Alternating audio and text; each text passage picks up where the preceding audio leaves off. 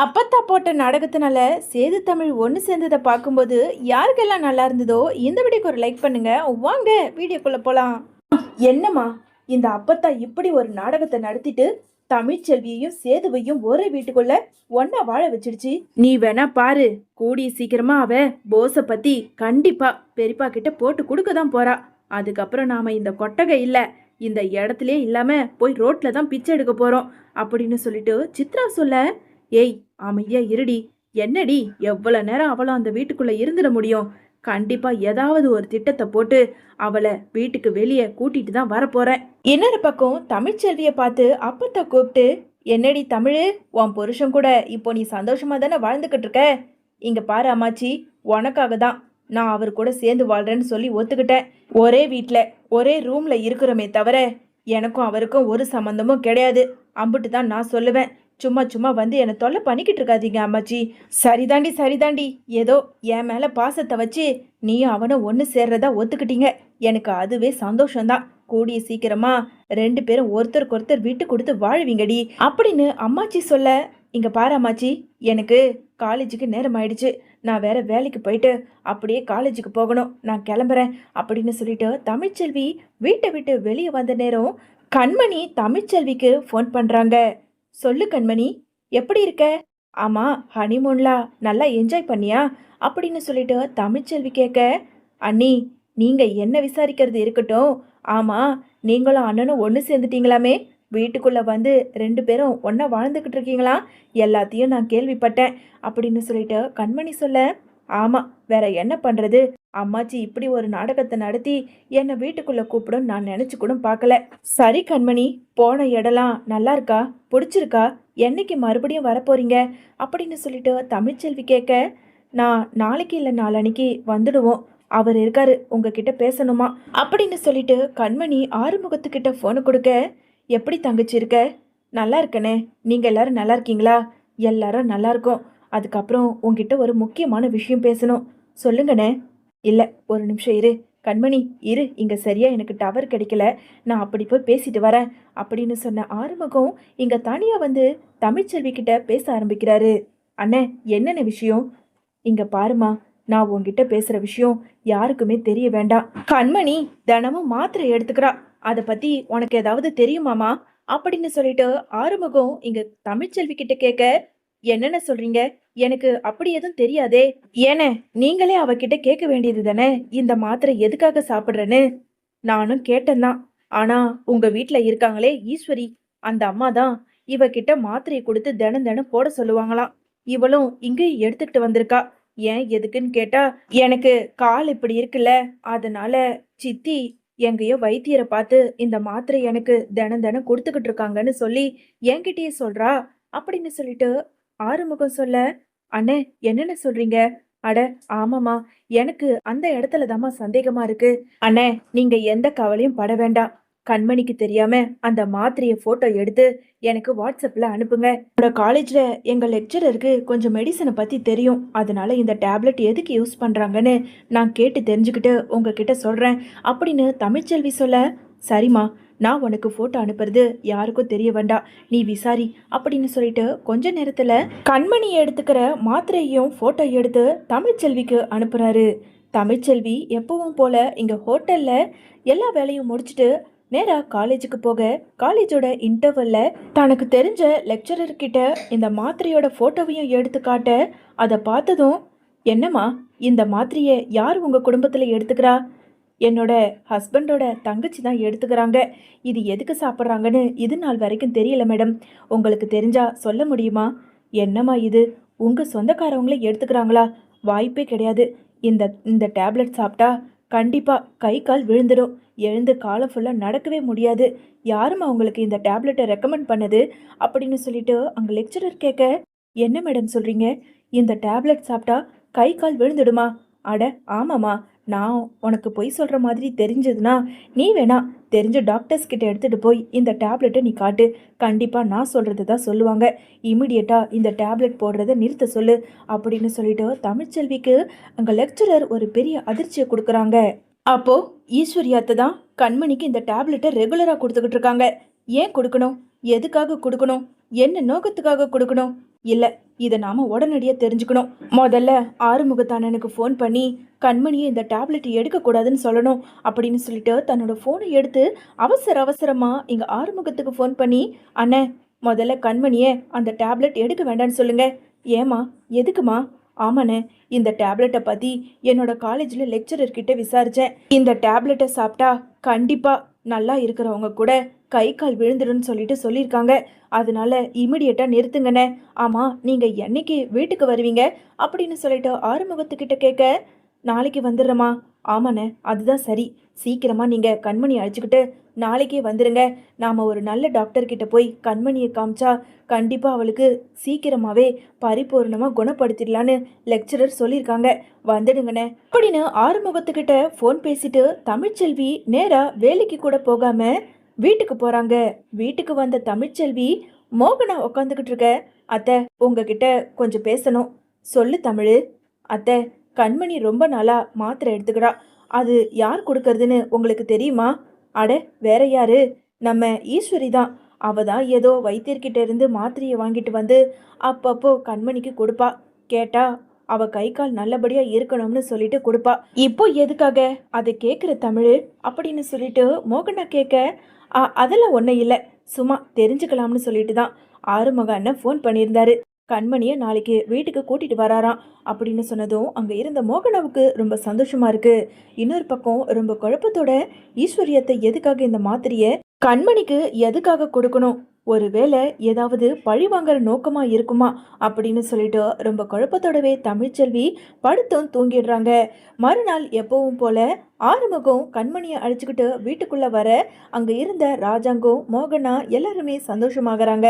அந்த கண்மணி சேதுவை பார்த்து, அண்ணே, நீங்க 2 பேரும் சேர்ந்துட்டதை நினைக்கும் போது எனக்கு ரொம்ப சந்தோஷமா இருக்கு.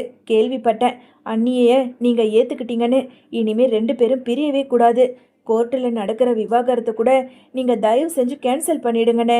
2 பேரும் பிரிய வேண்டாம் அப்படின்னு வந்த ஆர்வத்தில் சேதுக்கிட்ட பேசிக்கிட்டு இருக்க அங்கே வந்த தமிழ்ச்செல்வி, கண்மணி, எல்லார் மத்தியிலையும் உங்ககிட்ட கேட்குறேன், சொல்லு, எதுக்காக ஈஸ்வரியத்தை உனக்கு டேப்லெட் கொடுக்குறாங்க, அதை நீ எதுக்காக எடுக்கிற அப்படின்னு வந்ததும் வராதுமா தமிழ்ச்செல்வி அங்க எல்லார் முன்னாடியும் உண்மையை போட்டு உடைக்க, இதை பார்த்துக்கிட்டு இருந்த சேது ராஜாங்கத்துக்கு ரொம்ப குழப்பமா இருக்கு. என்ன தமிழ்ச்செல்வி என்ன கேட்குறா கண்மணி, நீ என்ன டேப்லெட் எடுத்துக்கிட்டு இருக்க? என்னங்க, அது கூட உங்களுக்கு தெரியாதா? தமிழ்ச்செல்விக்கு காலு சரியில்லைல்ல, அதனால நம்ம ஈஸ்வரி தான் ஏதோ வைத்தியரை பார்த்து டேப்லெட் கொடுத்துக்கிட்டு இருக்கா அப்படின்னு சொல்லிட்டு இங்க மோகனா சொல்ல, என்ன சொல்ற, எனக்கு இந்த விஷயம் தெரியாதே. ஏமா கண்மணி, நீ தான் அந்த டேப்லெட்டை எடுத்துக்கிறியா அப்படின்னு சொல்லிட்டு ராஜங்க கேட்க, ஆமாப்பா, நான் ஒரு நாள் போடலைனாலும் என்கிட்ட வந்து அக்கறையா ஈஸ்வரி சித்தி விசாரிப்பாங்க. ஆனால் திடீர்னு என்னன்னு தெரியல, இவர் தான் இனிமே அந்த டேப்லெட் போடக்கூடாதுன்னு சொல்லிட்டாரு அப்படின்னு சொல்லிட்டு கண்மணி சொல்ல, உடனே ராஜாங்க இருந்துக்கிட்டு, ஏன் மாப்பிள்ள, நல்ல மாத்திரையா இருந்தா போட வேண்டியது தானே, எதுக்காக வேண்டான்னு சொல்லிட்டீங்க? அது வந்து மாமா, தமிழ்ச்செல்வி தான் போட வேண்டான்னு சொல்லிச்சு. ஏன் தமிழ், எதுக்காக நீ போட வேண்டான்னு சொன்ன? சொல்கிற மாமா, அந்த டேப்லெட் உடம்புக்கே ரொம்ப கெடுதலாம், நல்லா இருக்க கை கால் கூட விழுந்துடுன்னு சொல்லிட்டு என்னோட லெக்சரர் சொன்னாங்க அப்படின்னு சொல்லிட்டு தமிழ்ச்செல்வி சொல்ல, அதனால தான் இது நாள் வரைக்கும் கண்மணியால் எழுந்து நடக்க கூட முடியல. இந்த மாத்திரையை நிறுத்திட்டு அவளை நல்லபடியாக ஒரு டாக்டர் கிட்ட கூட்டிட்டு போய் செக் பண்ணா அவளுக்கு நல்ல மாத்திரை கொடுத்து அவளோட உடம்ப பூரண குணமடைய செய்வாங்க. சேது, தமிழ்ச்செல்வி என்ன சொல்றா? ஏய், என்ன சொல்லிக்கிட்டு இருக்க? அப்போ ஈஸ்வரி சித்தி தான் இந்த மாத்திரையை கொடுத்து கண்மணியை இந்த நிலைமைக்கு ஆளாக்குனதுன்னு சொல்றியா? இதுல என்ன சந்தேகம் இருக்கு? அதான் டேப்லெட்டை பார்த்துட்டு சொல்றாங்களே, இந்த டேப்லெட்டை சாப்பிட்டா கை கால் கண்டிப்பா ஊனமாக தான் இருக்கும்னு. வேணும்னா நீங்களே ஒரு டாக்டரை கூப்பிட்டு இந்த டேப்லெட்டை அவங்க கிட்ட காட்டுங்க, அவங்க சொன்னதுக்கப்புறம் உங்களுக்கு புரிய வரும் அப்படின்னு சொல்லிட்டு இங்கே தமிழ்ச்செல்வி சொல்ல, உடனே இங்கே அப்பத்தா இருந்துக்கிட்டு, ஏய்யா ராஜாங்கோ, அதான் தமிழ்ச்செல்வி சொல்கிறாள்ல, ஏதாவது டாக்டர், உனக்கு தெரிஞ்ச டாக்டரை வீட்டுக்கு வர சொல்லு, இந்த மாத்திரையை அவங்க கிட்ட கொடு, கண்டிப்பாக இதை பற்றின உண்மையை அவங்க சொல்லுவாங்க, அதுக்கப்புறம் என்ன முடிவு எடுக்கிறதுன்னு நாம் யோசிக்கலாம் அப்படின்னு அப்பத்தா சொல்ல, அம்மா சொல்கிறதும் சரிதான் சேது, சீக்கிரமாக ஒரு டாக்டரை வர சொல்லு அப்படின்னு இங்கே ஒரு பஞ்சாயத்து நடந்துக்கிட்டு இருக்க கொஞ்ச நேரத்தில் சேதுவோ டாக்டருக்கு ஃபோன் பண்ணி வீட்டுக்கு கூப்பிட்றாரு. வீட்டுக்கு வந்த டாக்டரை வெளியே கொட்டகைக்குள்ளே இருந்த ஈஸ்வரியும் சித்ராவும், என்னடி இது, டாக்டர் எதுக்காக இப்போ வீட்டுக்குள்ளே போகிறாங்க? தெரியலம்மா, ஒருவேளை அந்த தமிழ்ச்செல்வி கர்ப்பமா இருக்கால, அவளை ஏதாவது செக் பண்றதுக்கா இருக்கும். ஓ, இருக்கலாம் இருக்கலாம். டாக்டர் வீட்டுக்குள்ள வந்ததும் இங்க ராஜாங்கம் நடந்த எல்லாத்தையும் சொல்ல அந்த மாத்திரையை தமிழ்ச்செல்வி டாக்டர் கிட்ட கொடுக்க, எஸ், இந்த டேப்லெட்டை சாப்பிட்டா கண்டிப்பா கை கால் ஊனமா தான் இருப்பாங்க. ஏன் சார் இப்படி ஒரு டேப்லெட்டை உங்க பொண்ணுக்கு கொடுத்து நடப்பணமா மாத்திட்டீங்க அப்படின்னு சொல்லிட்டு டாக்டர் கேட்க, டாக்டர் என்ன சொல்றீங்க? ஐயோ கடவுளே அப்படின்னு சொல்லிட்டு ரொம்ப பதட்டத்தோட ராஜாங்கம் இருந்துகிட்டு இருக்க, கருப்பு, முதல்ல அந்த ஈஸ்வரியை உள்ள கூப்பிடு. டாக்டர் ரொம்ப நன்றி டாக்டர் அப்படின்னு சொல்லி டாக்டரை வழி அனுப்பி வச்சுட்டு கருப்போ வெளியே போய் ஈஸ்வரியையும் சித்ராவையும் உள்ள கூப்பிட, உடனே சித்ராவோ, அம்மா ஒருவேளை நம்மளை மன்னிச்சு வீட்டுக்குள்ள கூப்பிடுறாங்க போல இருக்கு. ஆமாண்டி, இருக்கலாம்.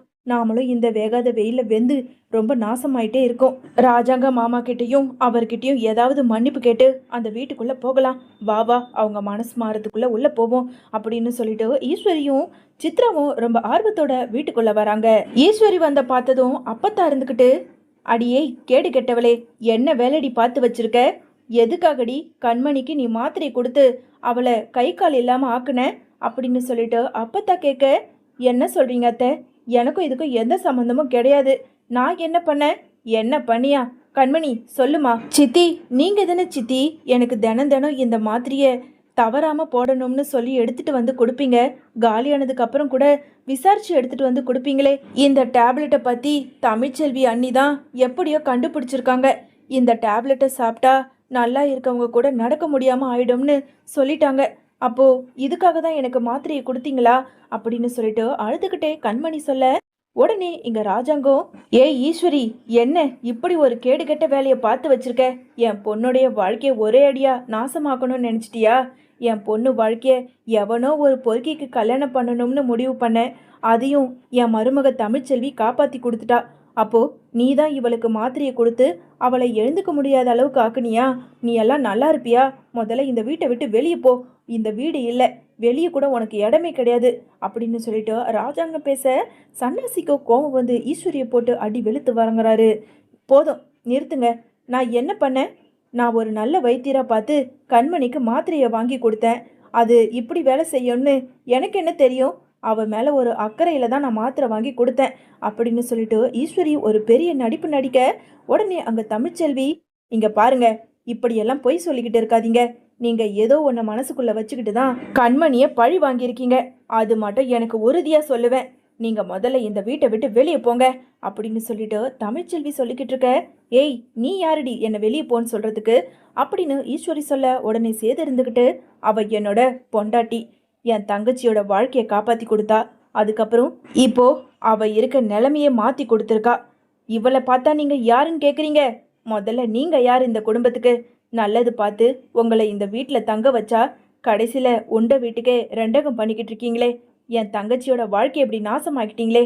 முதல்ல வெளியே போங்க அப்படின்னு சொல்லிட்டு ரெண்டு பேரையும் கழுத்தை பிடிச்சி வெளியே சேது தள்ள, வெளியே வந்த சித்ராவோ, அம்மா என்னம்மா இது? அப்போ நீ தான் இந்த மாத்திரை வாங்கி கொடுத்தியா? எனக்கே தெரியாது.